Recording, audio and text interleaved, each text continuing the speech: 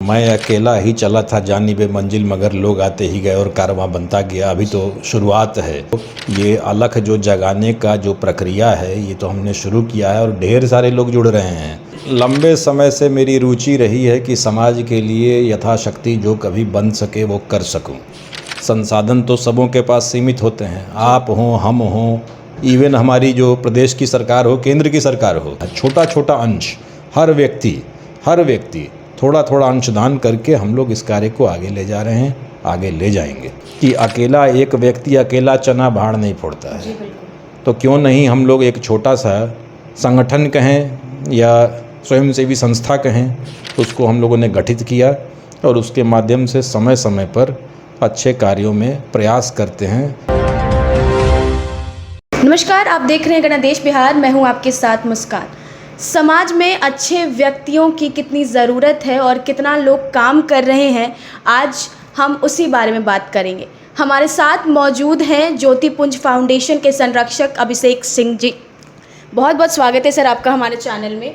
सबसे पहले तो आपको धन्यवाद देना चाहूँगा कि आपके जैसे प्रतिष्ठित चैनल ने मुझे इस लायक समझा कि आपके मंच पर अपनी बातों को व्यक्त कर सकूं, अपने विचार आप तक पहुंचा सकूं और आपके माध्यम से पूरे प्रदेश की जनता को बता सकूं कि हमारा उद्देश्य क्या है।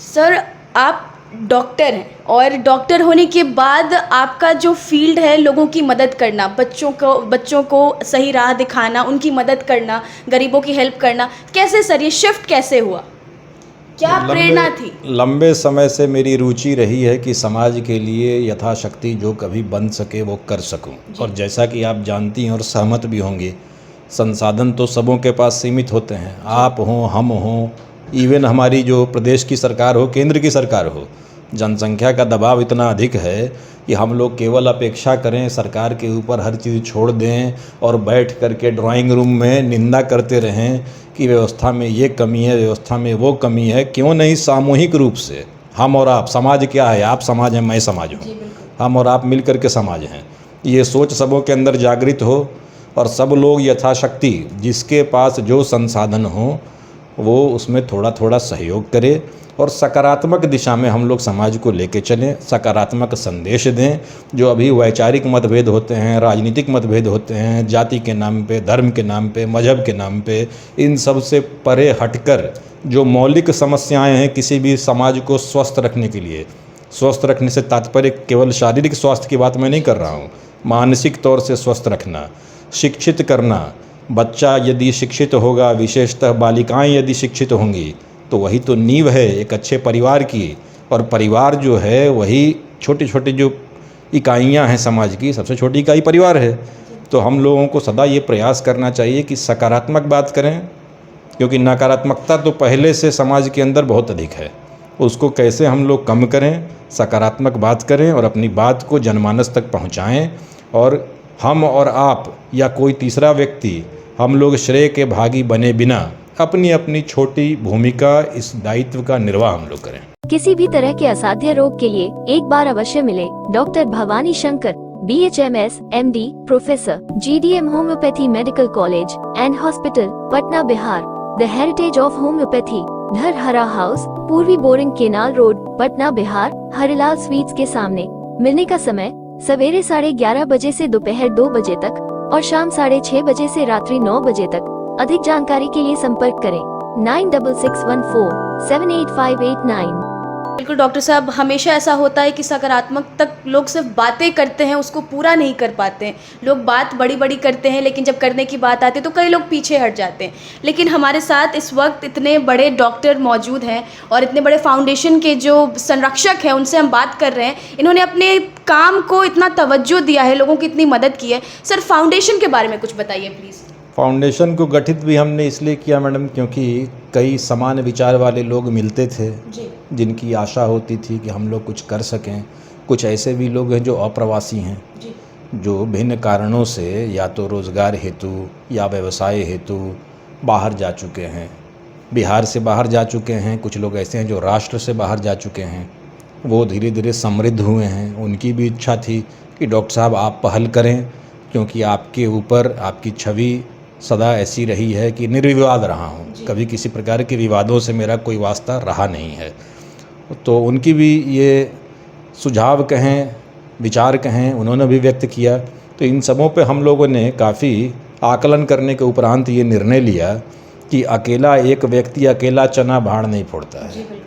तो क्यों नहीं हम लोग एक छोटा सा संगठन कहें या स्वयंसेवी संस्था कहें, उसको हम लोगों ने गठित किया और उसके माध्यम से समय समय पर अच्छे कार्यों में प्रयास करते हैं। और जैसा मैंने कहा, हमारा प्रयास तो एक छोटा सा प्रयास है।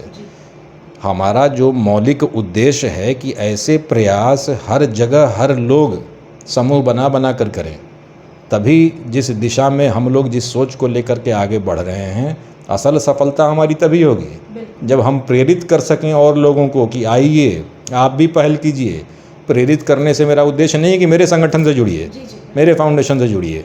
आप लोग गांव के स्तर पे, प्रखंड के स्तर पे अलग अलग ऐसे समूह बने, ऐसे संगठन बने, ऐसे फाउंडेशन बने जो कि शिक्षा का अलख कैसे जगाना है, बालिका को बोझ न समझा जाए, बालिका को शिक्षित किया जाए, स्वावलंबी बनाया जाए।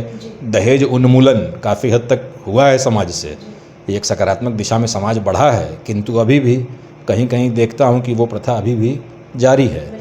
तो यदि बालिका शिक्षित होगी तो बालिका सशक्त होगी, बालिका सशक्त होगी तो अपने परिवार में जो अगली पीढ़ी है उसको शिक्षित करेगी, अच्छे स्वास्थ्य के लिए प्रेरित करेगी और सबलीकरण होगा। उससे बालिकाओं का, महिलाओं का शोषण नहीं होगा। वो भी हमारा एक उद्देश्य है। किसी भी तरह के असाध्य रोग के लिए एक बार अवश्य मिले doctor Bhavani Shankar, BHMS, MD, professor, GDM homeopathy medical college and hospital, Patna, Bihar. The heritage of homeopathy, Dharhara house, पूर्वी boring canal road, Patna, Bihar. Harilal sweets के सामने। मिलने का समय सवेरे 11:30 बजे से दोपहर 2 बजे तक और शाम 6:30 बजे से रात्रि 9 बजे तक। अधिक जानकारी के लिए संपर्क करें 9661478589। इतनी अच्छी पहल है डॉक्टर साहब, जिस तरीके से आप काम कर रहे हैं, चाहे वो महिलाओं के हित में हो, बेटियों के हित में हो। कौन कौन जुड़े हुए हैं इन संस्थान से और कौन कौन लोग काम कर रहे हैं और किस किस तरीके से काम कर रहे हैं? मैं अकेला ही चला था जानिबे मंजिल, मगर लोग आते ही गए और कारवां बनता गया। अभी तो शुरुआत है। अभी तो ये अलख जो जगाने का जो प्रक्रिया है, ये तो हमने शुरू किया है और ढेर सारे लोग जुड़ रहे हैं। जाति, धर्म, मजहब को त्याग कर वैचारिक मतभेद, जैसा मैंने कहा, हो सकता है राजनीतिक मतभेद हो, वैचारिक मतभेद हो, लेकिन अच्छे कार्य में मैंने देखा है सहभागिता आज भी लोग आगे बढ़कर करने को तैयार हैं। हालांकि मैं खुद बड़ा सकुचाता हूं, क्योंकि मैं किसी विवाद में कभी नहीं पड़ना चाहता हूं। तो सिर्फ उसी स्तर तक काम करता हूं जो मैं जानता हूं कि किसी प्रकार की वित्तीय इसमें कोई कल को कोई व्यक्ति ऐसा ना मेरे साथ जुड़ जाए जो गलत प्रवृत्ति का व्यक्ति हो, जो किसी और स्वार्थ के लिए जुड़ रहा हो। तो इसका ध्यान हम लोग रखते हैं कि कदम छोटे छोटे ही चले, किंतु जो उद्देश्य है वो सार्थक हो। तो सरकार की तरफ से कोई मदद, आपके इतना बड़ा फाउंडेशन है, सारे लोग मिलके काम कर रहे हैं और भी लोग जुड़ रहे हैं, क्या सरकार का कुछ इसमें कार्य, कुछ रोल है जो सरकार अपने तरफ से लोगों के लिए करना चाह रही हो, आपके फाउंडेशन के माध्यम से लोगों की मदद करना चाह रही हो? देखिए, जैसा मैंने मैडम आपको पहले भी कहा, सरकार के पास भी संसाधन सीमित हैं। अब हम लोग यहाँ बैठ के टीका टिप्पणी करें कि सरकार को ये करना चाहिए, सरकार वो चाहे प्रदेश की सरकार हो या केंद्र की सरकार हो, दोनों के विषय में बोल रहा हूँ, तो वो हमारी मंशा नहीं है।